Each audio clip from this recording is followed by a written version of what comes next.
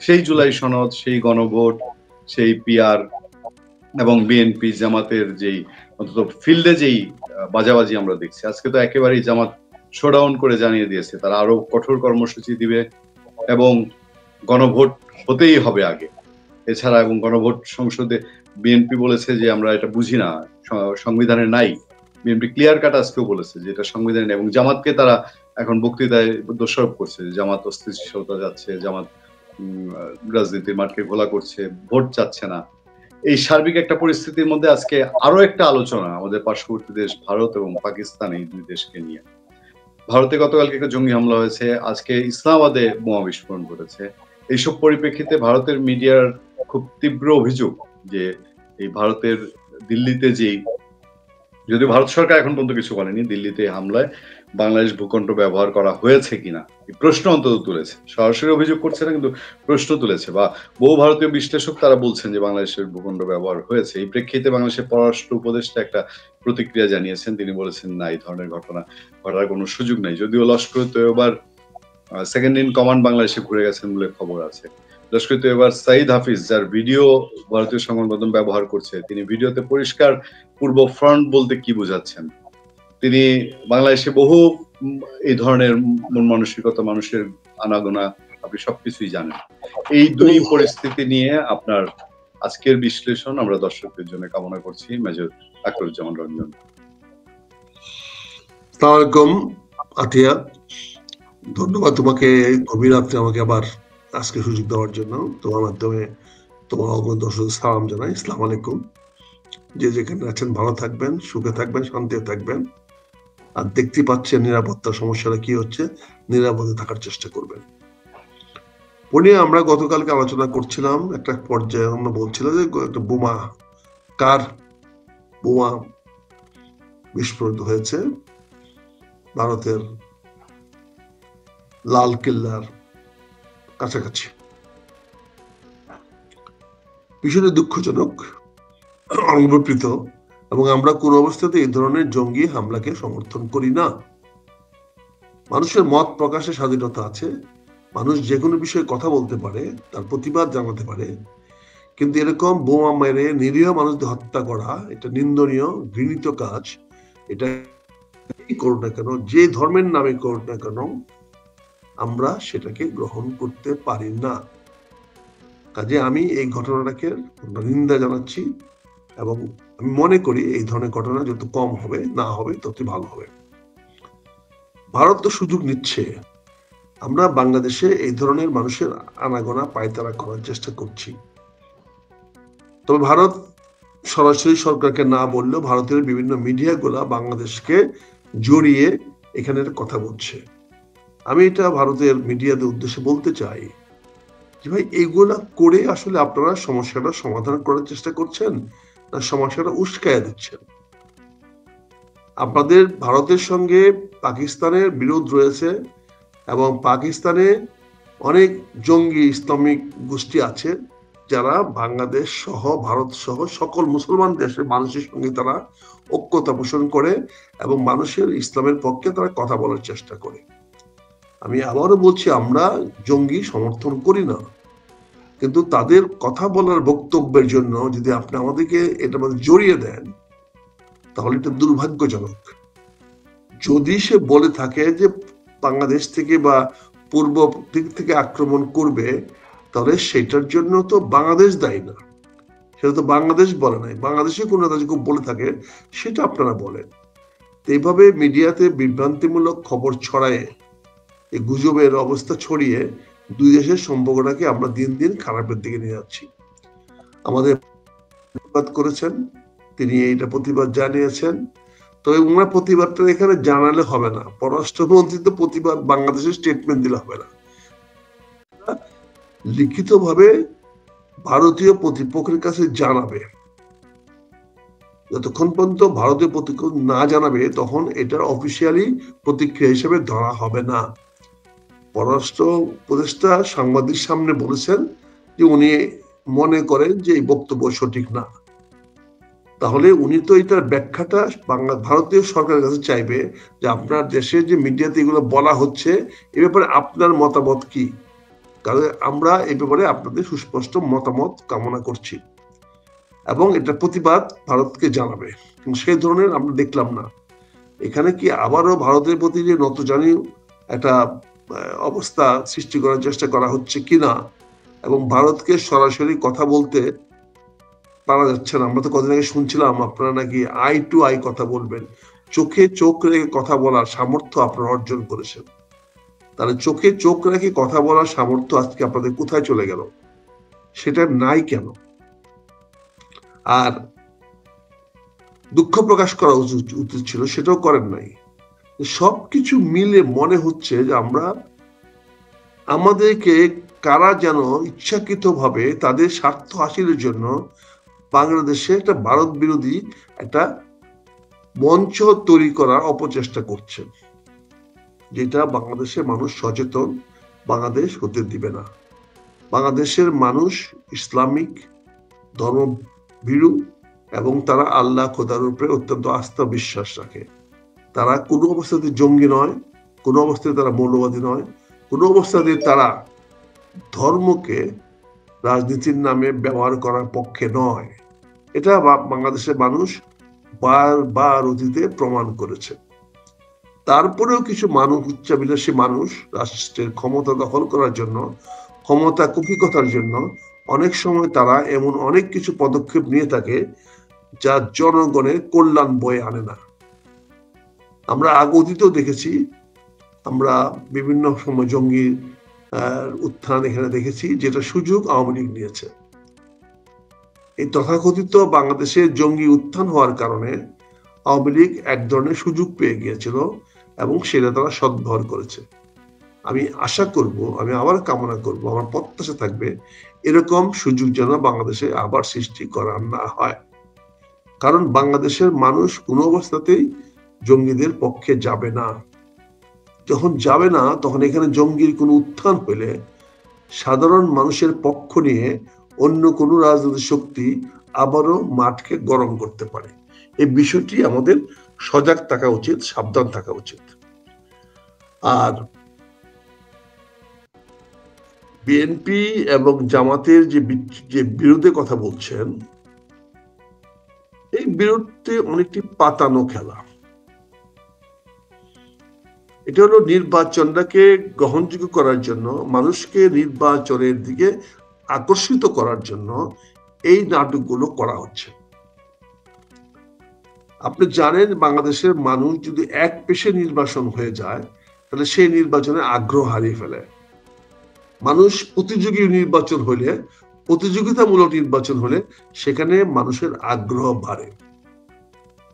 আপনারা জানেন, গত 15 বছর 17 বছর ধরে বিএনপি এবং জামাতের মধ্যে একটা মধুরতম সম্পর্ক ছিল, সখ্যতা ছিল। শীর্ষ পর্যায়েও সেই সখ্যতা এখনো দূর হয় নাই।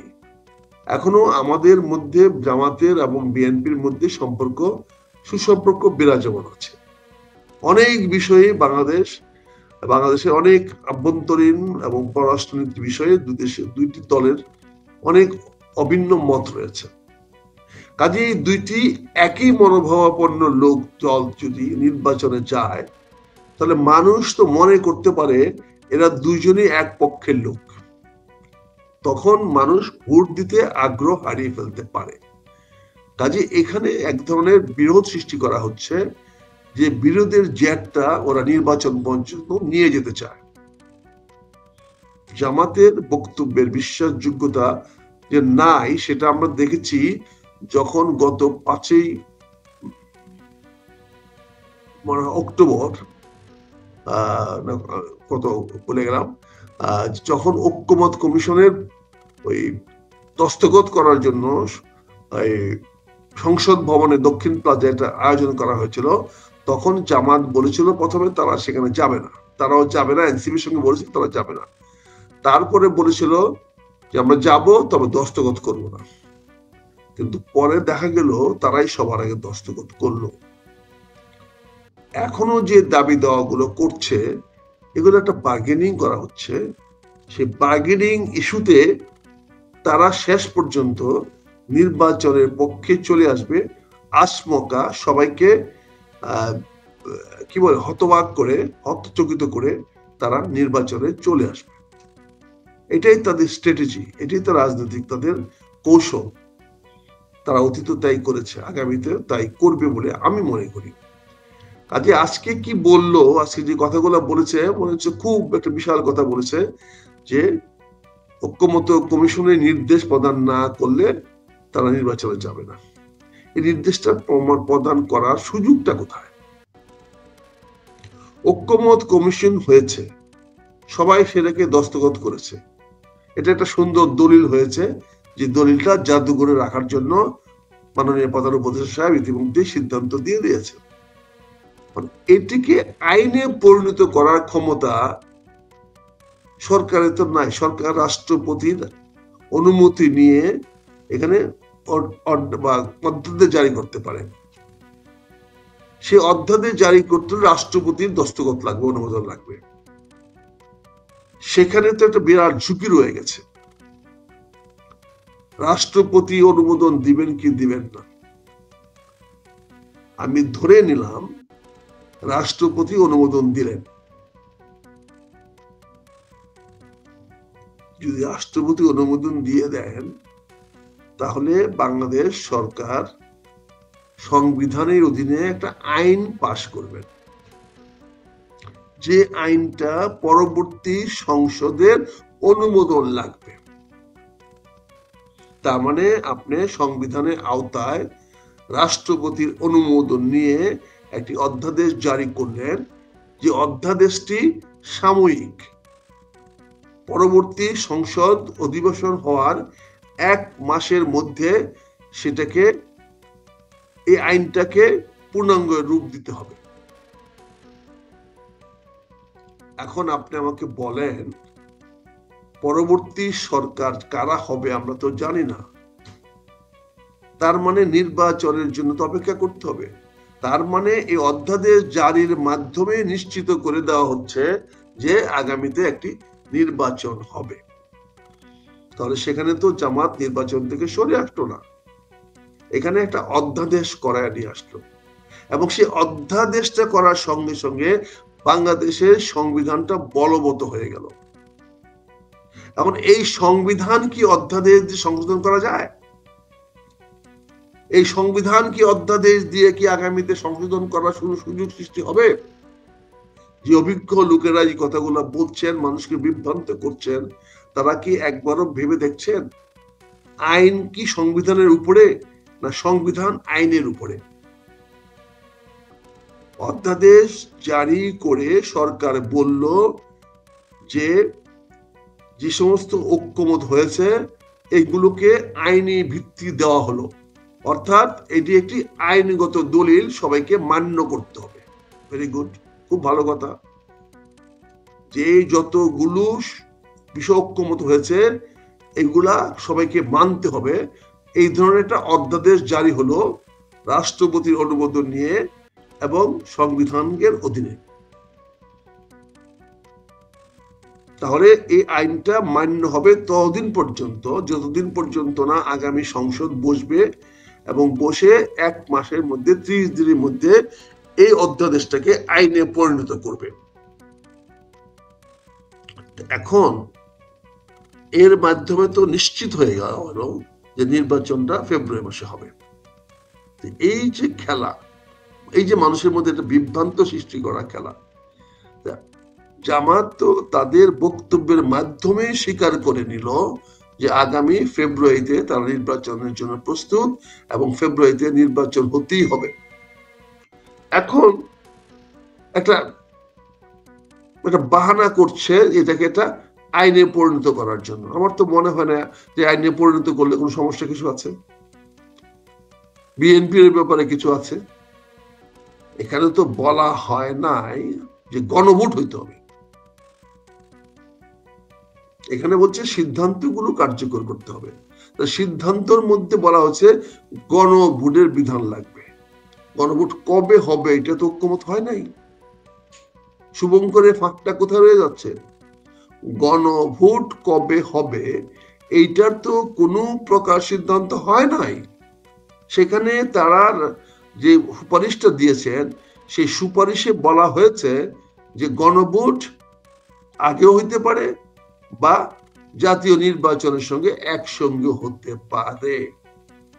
তাহলে যদি আইনও করে দেওয়া হয়, তাহলে আইনের মধ্যে তো দুইটাই প্রভিশন থেকে গেল, দুটাই যে কোনো একটা পালন করতে হবে, দুইটার তো পালন করার সুযোগ নাই। কাজে যে কোনো একটা পালন করলেই আইনগত বৈধ হবে। এনসিপির কথা মতো, দাবি মতো যদি আলাদা তারিখে হয় বা জামাতের দাবি মতো যদি আলাদা তারিখে হয়, তাহলে এইটাও যেমন বৈধ হবে। আবার যদি এইটা না করে একদিনে করা হয় বিএনপির দাবির মুখে, তাহলে সেটাও তো বৈধ হবে। কারণ আইনটা তো করছেন আপনি যে আমরা ঐক্যমত কমিশনের যে সিদ্ধান্তগুলো ঐক্যমত হয়েছে সেইগুলা বাস্তবায়িত বলে গণ্য হবে এবং এটা আইনগত ভিত্তি দেওয়া হলো। তার মানে তো দাঁড়াচ্ছে না যে গণভোটটা কালকে হয়ে যাবে, কারণ গণভোটের ব্যাপারে তো ঐক্যমতের কোনো সিদ্ধান্ত হয় নাই।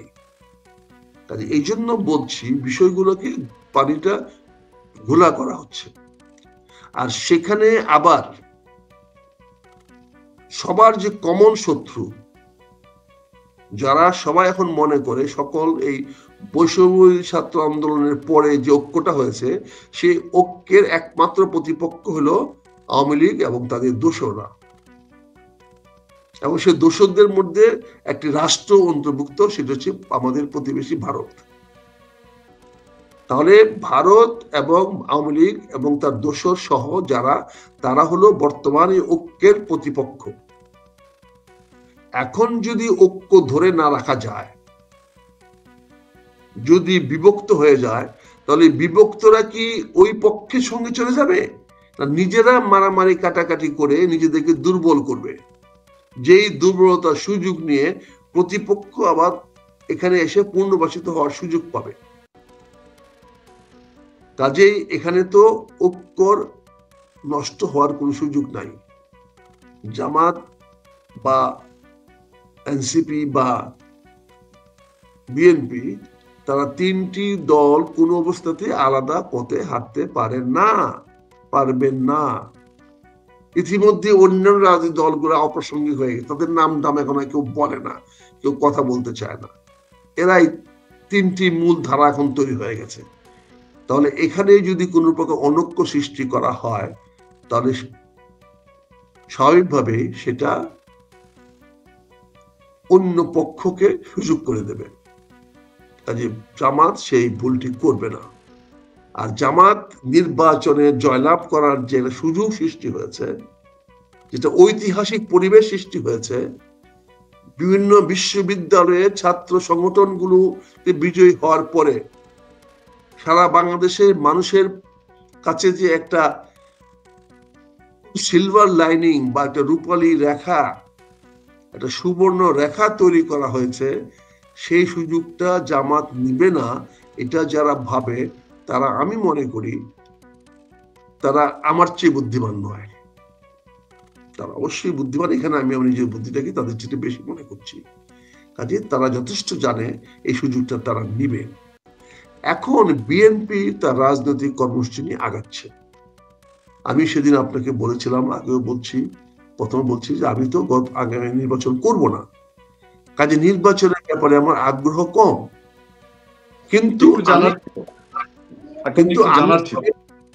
কিন্তু আমি মনে প্রাণে চাই যে নির্বাচনটা সঠিক সময় হোক। হ্যাঁ, কি জানার চাই বলেন? সেটা হলো, আপনি যে ঐক্যের কথা বলছেন, এই ঐক্য ধরেন এই এদের বিপক্ষে যারা আছে সব ফেসিবাদ, তারপরেও তো প্রায় দেশের অর্ধেক মানুষ বলা যায়, এটা যদি আওয়ামী লীগ বলেন, জাতীয় পার্টি বলেন, এছাড়া অনেক রাজনৈতিক দল, তাদেরকে বাদ দিয়ে ডক্টর ইউনূস যাদেরকে চুজ করেছেন শুধু তাদের নিয়ে ঐক্য, তাহলে এটাকে আপনি জাতীয় ঐক্য কিভাবে বলেন? তো ডিভাইডেশন না, এইটা তো জাতীয় ঐক্য এখানে হয়ে গেছে অন্য একটি ভাবে। সেটি হচ্ছে যে এখানে কোনো প্রতিপক্ষ সামনে এসে দাঁড়ায় নাই। তুমি পুনিয়া যে কথাগুলো বলছো সেখানে তোমার ব্যক্তিগতভাবে বলছো, তুমি তো কোনো সমষ্টির পক্ষে কথা বলতে পারছো না। তোমার কথাটাতে কোনো মানে থেকে কোনো রকম প্রতিধ্বনি আসতেছে না। এখানে তোমার একার বক্তব্যগুলো হচ্ছে। আজকে বাংলাদেশের রাজনীতিতে আওয়ামী লীগের অস্তিত্ব অপ্রাসঙ্গিক হয়ে গেছে। এখানে আওয়ামী লীগ এখন গত 24 ঘন্টায় আওয়ামী লীগকে সজাগ করার চেষ্টা করছে, আওয়ামী লীগের একটা ভুয়া অস্তিত্ব তৈরি করার চেষ্টা করছে। অনেক লোক আওয়ামী লীগকে অপ্রাসঙ্গিক করেও আজকে আবার আওয়ামী লীগের নামে বিভিন্ন কাম কাজ করানো হচ্ছে, যেটা একটা আওয়ামী লীগ ভীতি বাংলাদেশে মানুষের মধ্যে তৈরি করা হচ্ছে এবং আওয়ামী লীগের অবস্থানটাকে আরো ক্ষতিগ্রস্ত করার জন্য একটা প্রচেষ্টা চালানো হচ্ছে। এটা তো করে ঐক্যটাকে দৃঢ়তর করা হবে। আগামী রাজনীতিতে ইনক্লুসিভ বলতে যদি তুমি মনে করো যে আওয়ামী লীগকে রাজনীতি আসতে হবে, জাতীয় পার্টিতে আসতে হবে, আমার কোনো আপত্তি নাই। আমি ব্যক্তিগতভাবে আওয়ামী লীগকে নিয়ে রাজনীতি করতে বা আওয়ামী লীগ নির্বাচনে আসতে আপত্তি নাই। ইনক্লুসিভ হিসাবে আমিও মনে করি আওয়ামী লীগের অধিকার আছে রাজনীতিতে আসে, আওয়ামী লীগ দলগতভাবে বা অন্য কোনো পরিচয় নির্বাচনে আসার অধিকার আছে। কিন্তু চরম বাস্তবতা হলো আজকে আওয়ামী লীগের কোনো নেতা প্রার্থী হয়ে ঝুঁকি নিবে না, তারা ঝুঁকি নিবে না, কারণ তাদের নিরাপত্তা দেওয়ার মতো অবস্থা বাংলাদেশ এখন নাই। ইতিমধ্যেই দেখা যাচ্ছে যে এরকম অবস্থার সৃষ্টি হয়েছে, এটা এখানে নিরাপত্তা দেওয়ার সুযোগ খুব কম। কাজে আওয়ামী লীগের প্রার্থী আসবে না। তাতে আওয়ামী লীগ ইনক্লুসিভ নির্বাচনের দাবি নিয়ে যদি সামনে আগায়, তাহলে রাজনৈতিকভাবে আওয়ামী লীগের একটা ভুল হবে। তারা একটা সুযোগ তারা হারিয়ে ফেলবে। তাদের একটা যুক্তি, সরকার নিজে যদি প্রতিপক্ষ হিসাবে দাঁড়িয়ে না থাকে এবং নিরপেক্ষ থাকে, শুধু নিরপেক্ষ থাকে, তাহলে কি আওয়ামী লীগের প্রার্থীরা ভয় পাবে? আওয়ামী লীগের প্রার্থীরা তো ভয় পাবে পুলিশ বা প্রশাসন যদি তাদের উপরে আক্রমণাত্মক থাকে। তাদের প্রতিপক্ষ রাজনৈতিক দলকে আওয়ামী লীগ ভয় পাওয়ার মতো এখনো তৈরি হয়েছে। পুলিশ প্রশাসন যদি নিরপেক্ষ থাকে, তাহলেও আওয়ামী লীগের পক্ষে খালি মাঠে আসা সম্ভব নয়।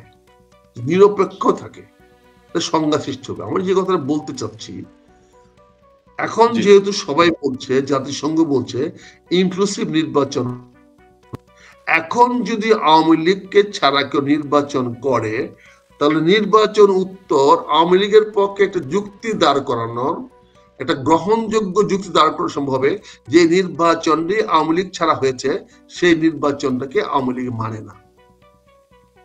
এই দাবিটা করার সুযোগ তার থেকে যাবে। কিন্তু আজকে যদি সে কোনোভাবে তাকে প্রলোভন দেখিয়ে তাকে যদি নির্বাচনে নিয়ে আসা হয়, সে যদি একটি নৌকা মার্কা নিয়ে নির্বাচন করতে দেওয়া হয়, সেখানে কে নিরপেক্ষ থাকলো না থাকলো, তখন তো সে নির্বাচনটাকে বৈধতা দিয়ে দিল, আওয়ামী লীগের উপস্থিতিটাতে বৈধতা দিয়ে দিল। আওয়ামী লীগে হয়তো 2-4-5টা আসন পাবে না, তা না, কিন্তু সেই ঝুঁকিটা নিয়ে তার ফায়দাটা কি হবে, তার বেনিফিটটা কি হবে? সে ওই নির্বাচনে অংশগ্রহণ করে সে কি সংখ্যাগরিষ্ঠ আসন জয়লাভ করে সরকার গঠন করার কোনো সম্ভাবনা আছে? এটা যারা ভাবে তারাও তো বোকার স্বর্গে বাস করছে। আওয়ামী লীগ হয়তো নির্বাচন করে গোপালগঞ্জ জয়লাভ করতে পারে, হয়তো রংপুরের কিছু অবস্থান তৈরি করতে পারে, হয়তো চিটাগাংয়ের কোনো একটা অবস্থান তৈরি করতে পারে, কিন্তু বাংলাদেশের সব জায়গায় তো আওয়ামী লীগ পারবে না, দাঁড়াতে পারবে না।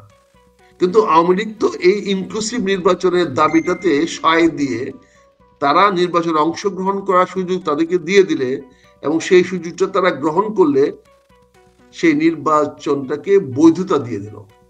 আওয়ামী লীগ এই নির্বাচনকে বৈধতা দিয়ে দিলে তার লাভ হবে না, সে নির্বাচন থেকে দূরে থেকে অনুপস্থিত থেকে ইনক্লুসিভ নির্বাচন হতে না দিয়ে তার ফায়দা হবে? এই বিষয়টা নিশ্চয়ই আওয়ামী লীগ ভালো করে ভেবে দেখবে, আওয়ামী লীগের নেতৃত্ব ভেবে দেখবে, এবং আলটিমেটলি আওয়ামী লীগ যেটা করবে সেটা হচ্ছে যে এই নির্বাচনকে তারা প্রত্যাখ্যান করবে, এবং তারা ইনক্লুসিভ করলে প্রত্যাখ্যান করবে, ইনক্লুসিভ না করলে প্রত্যাখ্যান করবে। এবং এমনও হতে পারে যে তারা তাদের ভোটারদেরকে বলে দিবে তোমরা ভোট দিতে যাবে না। তখন কি করবে? তখন তো বিএনপির কে ভোট বাড়বে না, জামাতের ভোট বাড়বে না, এনসিপির ভোট বাড়বে না। এই যে অর্ধেক সংখ্যা বলেন জনসংখ্যার এই অংশের মধ্যে নির্বাচনটা হবে, ভোটাভুটি এখানে হবে। সেইখানে তো যদি আবার সেই ভোট 40%, 30%, 35% যদি ভোট পড়ে, তাহলে সেই সংখ্যাগরিষ্ঠের সম্ভাবনা তো আওয়ামী লীগের থেকে গেল। বাংলাদেশের যে কোনো নির্বাচনে এখন পর্যন্ত 60%-এর বেশি ভোট, গ্রহণযোগ্য ভোট পড়ে না। সাধারণত 50, 55, 52 এরকম গ্রহণযোগ্য ভোট পড়ে।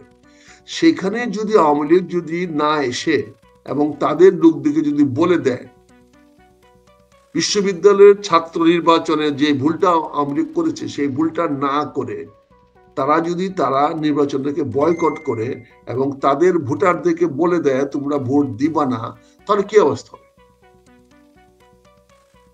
তখন কত পার্সেন্ট ভোট পড়বে? এই পার্সেন্ট অফ ভোট বাড়াইতে হলে তো এখন আওয়ামী লীগের বিরুদ্ধে জামাত এবং বিএনপির ঐক্য ছাড়া উপায় নাই। কিন্তু ঐক্য হইতে গেলে তো আবার মাঠে ভোট আসবে না।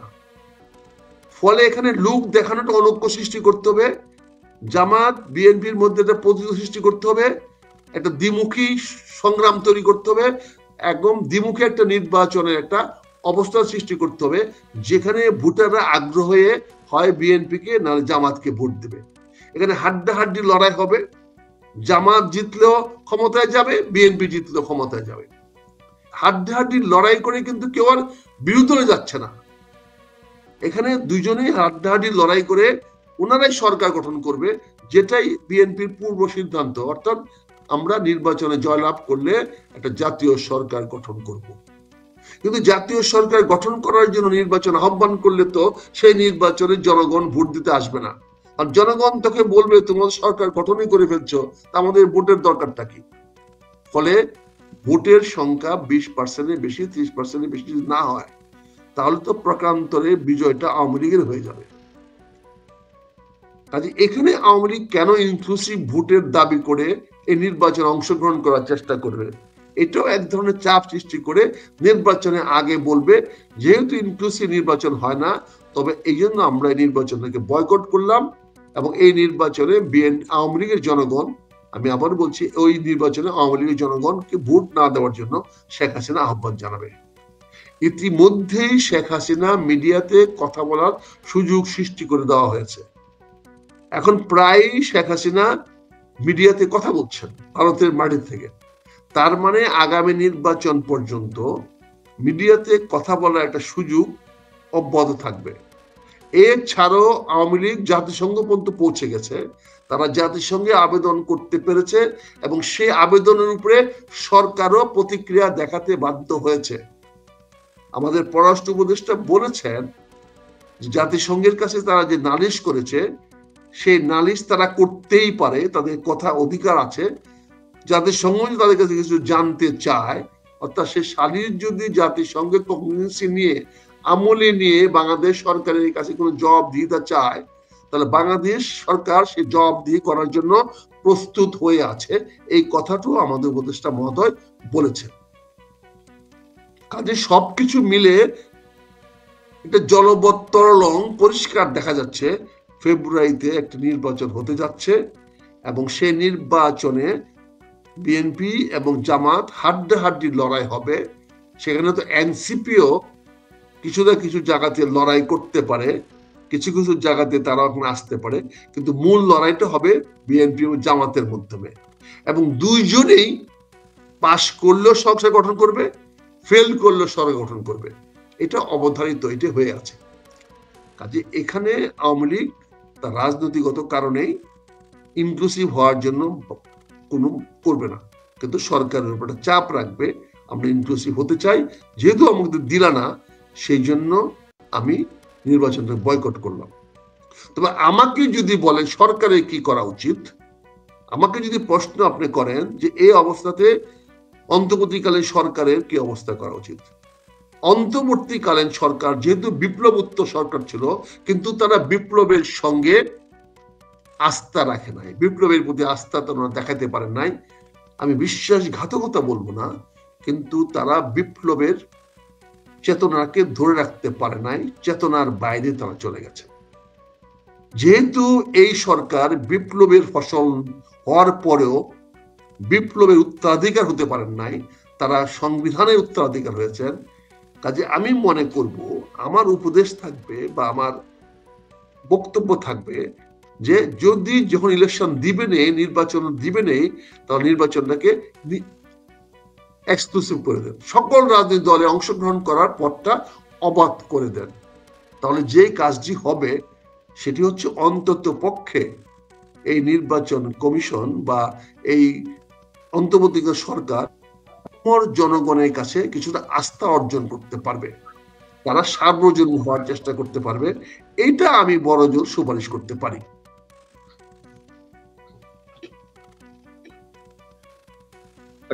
আজকে সারাদিনের সিচুয়েশন আপনি গতকাল থেকেই বলছেন, আপনি স্পষ্ট বলেছেন যে দেশে যে অঘটনগুলো ঘটছে এগুলো আওয়ামী লীগের কাজ না, এগুলো সরকার এবং প্রশাসন করছে, কিন্তু এগুলো লাগাতার চলছে। এটা যদি চলতে থাকে এবং এর মধ্যে দিয়ে আওয়ামী লীগ প্রাসঙ্গিক না আবার প্রাসঙ্গিক করে ফেলা হচ্ছে, আপনি নিজেই বলছেন, তো এর সমাধান কি? এটা কি আনলিমিটেড আগামী নির্বাচন পর্যন্ত চলতে থাকবে? আরেকটা সরকার এসে এই ছায়া আওয়ামী লীগ বলি আর অরিজিনাল আওয়ামী লীগ বলি তার সাথে ফাইট করতে থাকবে? এটা একটা দিক। আরেকটা হলো, আমি আবার একটু আপনার সাথে ওই জঙ্গিবাদ ইস্যুটায় ফিরে যাব। এই যে ভারতের দিক থেকে যে অভিযোগ, এই অভিযোগের প্রেক্ষিতে এমন কিছু গুঞ্জন আছে যে ভারত যদি ব্যবস্থা নিতে চায়, কারণ অপারেশন সিঁদুরের কথা আমরা জানি, পেহেলগাম হামলার পর ভারত পাকিস্তানের উপরে হামলা করেছে, তো সে যদি বাংলাদেশে এখন যে সিচুয়েশন, ডক্টর ইউনূস সরকার ক্ষমতায় আসার পরে অনেক জঙ্গি জেল থেকে পালিয়েছে, এবং এই দেশের যে সিচুয়েশন সেটা আমি জঙ্গিবাদ না বললেও একটু উগ্র মতাবলম্বীদের জন্য একটা উর্বর ভূমি কিনা, বা জঙ্গিবাদ আসলে বাংলাদেশে এখন আছে কিনা সরাসরি জিজ্ঞেস করি, আপনার কি মনে হয়? বাংলাদেশে সুপ্ত জঙ্গিবাদ আছে, সুপ্ত আগ্নেয়গিরির মতো বাংলাদেশে জঙ্গিবাদের সকল উপাদান বাংলাদেশে আছে। প্রচুর অস্ত্র আছে বাংলাদেশে বিভিন্ন জায়গায় জায়গায়, আমি আগেও বলেছি, স্পষ্ট করে বলেছি অস্ত্রগুলো কোথায় কোথায় আছে, এখনো বলছি। আর জঙ্গিবাদ হওয়ার মতো একটি জনগোষ্ঠী আছে যারা বঞ্চিত, যারা নির্যাতিত, যারা নিপীড়িত, যাদের রাষ্ট্র নাই, বাংলাদেশে যারা রাষ্ট্রহীন হয়ে আছে, এমন একটা বিশাল জনসংখ্যা বাংলাদেশে আছে। এই রাষ্ট্রহীন একটি অংশ আছে বাংলাদেশে। বিহারীদের একটা বিশাল জনগোষ্ঠী আছে যারা তাদের রাষ্ট্র নাই, তারা না ভারতীয়, না বাংলাদেশি, না পাকিস্তানি। আবার একই অবস্থা আমাদের রোহিঙ্গারা আছে যারা না মায়ানমারের, না বাংলাদেশের, না তারা অন্য কোনো রাষ্ট্রের। কিন্তু কাকতালীয় ভাবে এই দুটি সম্প্রদায় মুসলমান এবং তারা কট্টর মুসলমান। আমাদের সাধারণ মুসলমানের চেয়ে এই বিহারি এবং রোহিঙ্গারা অনেক বেশি ইসলামের কতগুলো বিষয়ে তারা খুবই সিরিয়াস মুসলমান। সেই সিরিয়াস মুসলমানের মধ্যে তাদের মধ্যে জঙ্গিবাদের বীজ ঢুকিয়ে দেওয়া খুবই সহজ জিনিস, এবং তারা খুবই very good target, very recruiting breeding ground, যেখান থেকে আপনি অতি সহজে এবং খুব কম সময়ে অল্প খরচে প্রচুর জঙ্গিবাদের সৈনিক রিক্রুট করতে পারেন। এটা করার জন্য খুব বড় বুদ্ধিমান মেধাবী হতে হবে না, এখানে যে কোনো একটা লোককে মোটামুটি কিছু অর্থ দিলে হয়ে যাবে। আর অস্ত্র তো প্রচুর আছেই, অস্ত্রের জন্য আমদানি করতে হবে না। আপনি জানেন যে সরকারের রিপোর্ট অনুযায়ী কয়েক হাজার অস্ত্র, পুলিশ থেকে লুট করা অস্ত্র, সেটি এখনো ফেরত আসে নাই। আপনি জানেন বাংলাদেশের বিভিন্ন জেল থেকে ভেঙে পালিয়ে যাওয়া 700-র বেশি কয়েদি জেলে ফেরত আনতে পারে নাই। এদের তো অস্তিত্বের প্রশ্ন আছে, এরাও তো খুব সহজেই জঙ্গিতে রূপান্তরিত হওয়ার সুযোগ আছে। ইতিমধ্যে আমরা ঢাকা শহরে বিভিন্ন জায়গায় প্রভাব বিস্তার নিয়ে যেভাবে হত্যাকাণ্ডগুলো হচ্ছে, এতে কি আলামত দেয়? এতে বাংলাদেশ সরকারকে একটা জরুরি অবস্থা ঘোষণা করার জন্য একটা পটভূমিকা তৈরি করে দেওয়া হচ্ছে। এই সিরিজ বোমা হামলা বলেন, গাড়িতে আগুন বলেন, এই যে ইমন হত্যা বলেন, এবং কয়েকদিন আগে বিভিন্ন জায়গায় হত্যা হচ্ছে, চিটাগাঙে হত্যা হচ্ছে, ঢাকা মোহাম্মদপুরে হত্যা হচ্ছে, ধানমন্ডিতে হত্যা হচ্ছে, বিভিন্ন জায়গায় যে হত্যাগুলা হচ্ছে, এই হত্যাগুলা তো এই দেশে একটা জরুরি অবস্থা ঘোষণা করার পূর্বাভাস দেয়। এখন জরুরি অবস্থা ঘোষণা করলে পরে কি হচ্ছে? স্বাভাবিক কার্যক্রম ব্যাহত হবে। তাহলে স্বাভাবিক কার্যক্রম ব্যাহত হলে প্রশাসনকে আরো নিয়ন্ত্রণ আনা সম্ভব হবে। কাজে সবকিছু মিলে আমার যেটা মনে হচ্ছে সেটা হচ্ছে এই সরকার কোনো একটি জট পাকিয়ে দিয়ে একটা অনিশ্চয়তার মধ্যে দেশটাকে ফেলে দিয়ে, যেহেতু তাদের মতে তাদেরকে নাকি কেউ সহযোগিতা করে নাই, প্রশাসন সহযোগিতা করে নাই, তারা যে দায়িত্ব নিয়েছিল সেই দায়িত্ব পালন তারা করতে পারে নাই, এই জন্য তারা জাতিকে বিপদে ফেলে রেখে যেতে চায়। এই ধরনের একটা ভাব আমরা দেখতে পাচ্ছি তাদের কথাবার্তায়, আচরণে আমরা দেখতে পাচ্ছি, বিভিন্ন বক্তব্যে উপদেষ্টা মহোদয় সাহেবরা যেটা বলছেন। এবং এই সবকিছু মিলে আমার যেটা মনে হচ্ছে সে আমার টেনশন করা কিছু নাই। এখানে এই সিরিজ বোমা গুলা পাতানো খেলা হচ্ছে, সরকারের প্রশাসনের এই নিয়ন্ত্রিত একটা খেলা। এটা 13 তারিখে তো কোনো ফাঁসির আদেশ হবে না, কোনো রায় হবে না। 13 তারিখে বলা হয়েছে রায়ের তারিখ নির্ধারিত হবে।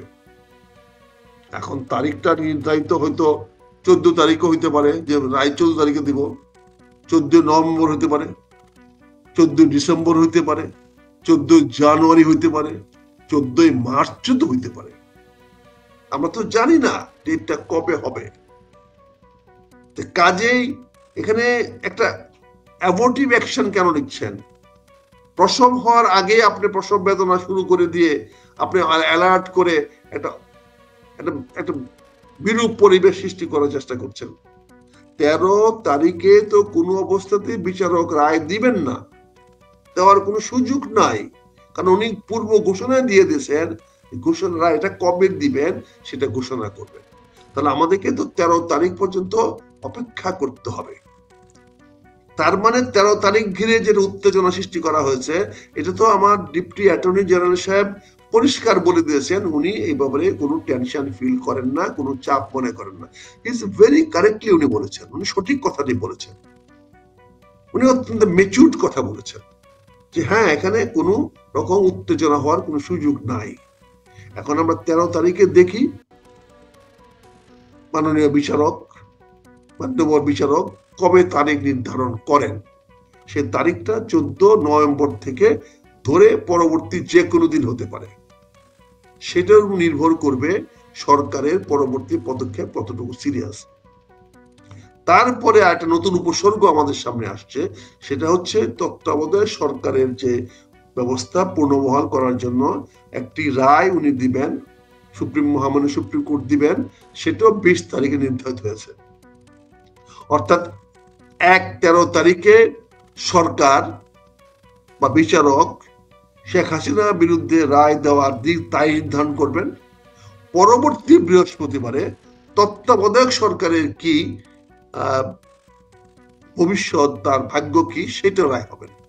তাহলে 2টা বৃহস্পতিবার আমরা সিলেক্ট করেছি, 2টা এই সপ্তাহ উইকেন্ডে সৃষ্টি করেছি।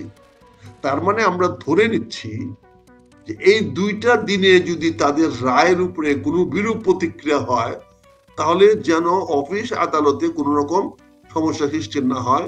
অর্থাৎ এই জন্য অফিস বন্ধ হয়ে গেছে, কামকাজ বন্ধ হয়ে গেছে, এই ধরনের কোনো পরিবেশ সৃষ্টি না হয়, এই জন্য অত্যন্ত মেটিকুলাসলি বৃহস্পতিবার তারিখগুলো নির্ধারণ করা হয়েছে। এটা অর্থ বহন করে। এই তারিখগুলো কেন বৃহস্পতিবার করা হচ্ছে, এটা 13 তারিখ এবং 20 তারিখ কাকতালীয় ভাবে নয়। এই তারিখগুলো যখন ফিক্স করেছে তখন তারা বৃহস্পতিবারটা দেখেই ফিক্স করেছে। কাজে এখানে অযথা আমরা কেন টেনশন করতেছি, জনগণকে আমরা কেন এরকম ভাবে টেনশনে ফেলছি, এটাই সরকারের ব্যর্থতা। সরকারের কোনো অবস্থায় উচিত হচ্ছে না মানুষের মধ্যে উৎকণ্ঠা, অপ্রয়োজনীয় উৎকণ্ঠা বৃদ্ধি করা, তাদেরকে একটা চাপের মধ্যে রাখা।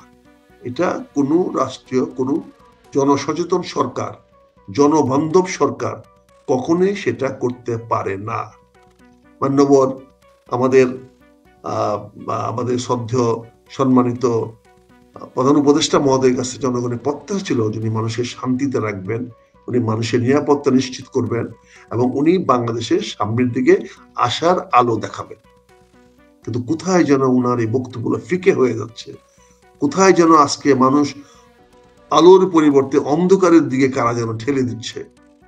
এই যে মানুষের মধ্যে উৎকণ্ঠা সৃষ্টি হচ্ছে, উৎকণ্ঠায় মানুষের মধ্যে একটা হতাশা আনতে পারে। হতাশা কিন্তু ভালো জিনিস নয়। হতাশাই সাধারণত মানুষের মধ্যে বিপর্যয় ডেকে আনে। হতাশায় মৃত্যুর আগে মৃত্যু দিয়ে দেয়। কাজে হতাশ না করে যাতে আশার বাণী শোনান। আমি স্পষ্ট বলতে চাই, আগামী 2 থেকে 3 মাস, আগামী নির্বাচন পর্যন্ত বাংলাদেশে কোনো প্রকার টেনশন করার মতো বা অনাকাঙ্ক্ষিত ঘটনা ঘটবে না। নির্বাচন সুষ্ঠুভাবে হবে, ফেব্রুয়ারি নির্বাচন সুষ্ঠুভাবে হবে, এবং সেই নির্বাচন সুষ্ঠুভাবে হোক এই প্রচেষ্টা আমার থাকবে, এবং আমি শতভাগ নিজেকে নিবেদিত করব সেই নির্বাচনটা যেন সুষ্ঠুভাবে হয়। তার জন্য যা কিছু করার দরকার আমি আপ্রাণ চেষ্টা করবো সে তৎপর যেতে। আমি তো নির্বাচন করব না বলছি আপনাদেরকে, অতীতেও বলেছি, এখনো বলছি, আমি তো এই নির্বাচনে অংশগ্রহণ করব না বলে, নির্বাচন আমার কোনো স্বার্থ নাই বলেই আমি নির্বাচনটাকে অনুষ্ঠিত করার জন্য আমি আপ্রাণ চেষ্টা করব। আমার সকল কিছু মেধা বুদ্ধি যতটুকু আছে এবং আমার বক্তব্য দিয়ে যতটুকু আছে, মানুষের যতটুকু অনুপ্রাণিত করতে পারি, মানুষের কাছে যতটুকু কথা বলতে পারি, সেটা দিয়ে সবার সামনে তুলে ধরবো। যে কোনো অবস্থাতে ফেব্রুয়ারিতে নির্বাচনটা হতে দেন, হওয়ার সুযোগ করে দেন। এখানে আমি আরেকটু বাড়িয়ে বলছি, আমার কটিয়াদী এলাকাতে, পাখুন্দি এলাকাতে নির্বাচনে বিএনপির যে সিদ্ধান্ত দিয়েছে সেই সিদ্ধান্ত আমরা সবাই মেনে নিব। এখানে আমরা কোনো বিভেদ সৃষ্টি করব না। এখানে যাকে মনোনয়ন দেওয়া হয়েছে, এখানে এটা বাড়াবাড়ি হয়ে যাচ্ছে। সে বাড়াবাড়ি হয়ে যাওয়ার পরিপ্রেক্ষিতে আমি গতকালকে সিদ্ধান্ত নিতে বাধ্য হয়েছি যে আমি এমন কোনো কিছু করব না যাতে এখানে বিএনপির কোনো রকম ক্ষতি হয়। আমি রাজনীতি করি বিএনপির, হয়তো আমি বিএনপিতে ভালোভাবে মানে গ্রহণযোগ্য হই না, বা বিএনপিকে বক্তব্যগুলো বিএনপি আমারটা মেনে নিতে পারে না, সেজন্য বিএনপি হয়তো আমাকে বিশ্বস্ত মনে করে না। কিন্তু আমাকে তো বিশ্বস্ত থাকতে হবে, মনে করুক বা না করুক। বিএনপির প্রতি তো আমাকে বিশ্বাস থাকতে হবে, আস্থাশীল থাকতে হবে। কাজে আমার পরিষ্কার সিদ্ধান্ত আমি নিয়েছি যে আগামী নির্বাচনে বিএনপিকে পূর্ণ সহায়তা করব, সাহায্য করব, যাতে নির্বাচনটা সুষ্ঠুভাবে হয়। এবং আমি বিএনপির প্রার্থী যাকে দিয়েছে আমি তার পক্ষে থাকব, এবং তাকে নিয়ে আমি নির্বাচনের সামনে এগিয়ে যাব। আমার জনগণের কাছে আমি আহ্বান জানাবো, যা হয়েছে হয়েছে, এগুলো বাদ দেন, কারণ বেশি হয়ে যাচ্ছে, বাড়াবাড়ি হয়ে যাচ্ছে। এখন যে সমস্ত কথাবার্তা অনেকে বলছে, অনেক পোলাপানে যে সমস্ত কথাবার্তা বিভিন্ন ভিডিওতে বলছে, বিভিন্ন চ্যানেলে বলছে, এমনকি সংবাদ সম্মেলন করে বলছে, এটা অসহনীয়, এটা দৃষ্টতা। বিএনপির নেতাদের সিদ্ধান্তকে এইভাবে চ্যালেঞ্জ করার অধিকার কারো নাই। তারা যে যোগ্য প্রার্থী হইতো আমার কোনো আপত্তি ছিল না।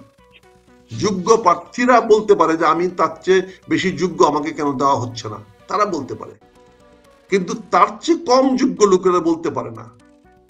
এখানে আমার কোনো ব্যক্তিগত স্বার্থ নাই, কিন্তু আমি নির্বাচনের স্বার্থে, দেশমাতা খালেদা জিয়ার স্বার্থে, বিএনপির স্বার্থে, তারেক রহমান স্বার্থে আমি আমার কটিয়াদীর পাকুন্দিয়া নির্বাচনের বিএনপির যে নমিনেশন দিয়েছে সেই নমিনেশনকে সবাই গ্রহণ করে নেওয়ার জন্য, সবাইকে মেনে নেওয়ার জন্য আমি আহ্বান জানাবো। আমি স্পষ্ট করে আজকে আপনার মাধ্যমে জানাতে চাই, আগামী নির্বাচনে আমি অংশগ্রহণ করব না। আগামী নির্বাচনে আমি কোনো দল থেকে, স্বতন্ত্র থেকে, কারো পক্ষ থেকে আমি নির্বাচনে অংশগ্রহণ করব না। কিন্তু আমি নির্বাচনটা হওয়ার পক্ষে আমি কাজ করব। নির্বাচনটা যেন হয়, তার জন্য আমার যতটুকু করার দরকার, যদি প্রয়োজন পড়ে বিভিন্ন রাজনৈতিক দলের কাছে গিয়ে ধর্ণা দিতে হয়, কথা বলতে হয়, তাদের সঙ্গে যদি আমাদের আলাপ আলোচনা চালাতে হয়, আমি সেই চেষ্টা করব, জীবনের ঝুঁকি নিয়ে হলেও করব। কিন্তু নির্বাচনটাকে হওয়ার পক্ষে আমি আমার অবস্থান থেকে পরিষ্কার করতে চাই। ধন্যবাদ, অনেক অনেক ধন্যবাদ আক্তার ভাই, অনেক অনেক ধন্যবাদ মেজর আখতারুজ্জামান রঞ্জন। দর্শকরা অনেক অনেক কমেন্ট করেছেন, আমরা সেসব কমেন্টে যাচ্ছি না, শুধু নিরাপদে শান্তিতে থাকতে চাই এবং প্রতিবেশী দেশ সবার সাথেই সুন্দর সম্পর্ক হোক। আমরা নিশ্চয়ই আগামী দিন সুযোগ পেলে সামনে যে কোনো একদিন, হয়তো 2-1 দিন বিরতি যেতে পারে, বিরতির পর আমরা পাকিস্তান ভারত সেদিকে লক্ষ্য রাখবো। এবং পাকিস্তানের হঠাৎ করে আমাদের দেশের প্রতি তাদের আগ্রহ, আমি বলবো যে আমাদের দেশেও তাদের কিছু লোক আছে, কিন্তু বাংলাদেশ একেবারে জন্মলগ্ন যেহেতু পাকিস্তানের সঙ্গে যুদ্ধ করে, তারা এখানে এসে অশান্তির বীজ বুনুক। আপনি এর আগে বলেছেন যে পাকিস্তান বাংলাদেশের যুদ্ধ বাধাতে চায়। বাংলাদেশের মানুষ খুব সহজে পাকিস্তানের অন্যায় অপরাধ ভুলে যাবে, আর পাকিস্তানকে একেবারে খুব সাদরে, তার কিছু যদি স্নেহধন্য লোক এখানে থেকেও থাকে, সেই ইস্যুটাই আমরা নেক্সট দিন আপনার সামনে নিশ্চয়ই আপনার বিশ্লেষণ জানবো। আজকের মতো একটা বিদায় নিতে যাচ্ছি। ভালো থাকবেন, সুস্থ থাকবেন, আপনার সার্বিক সফলতা এবং আপনার দীর্ঘায়ু কামনা করে বিদায় নিচ্ছি। আসসালামু আলাইকুম।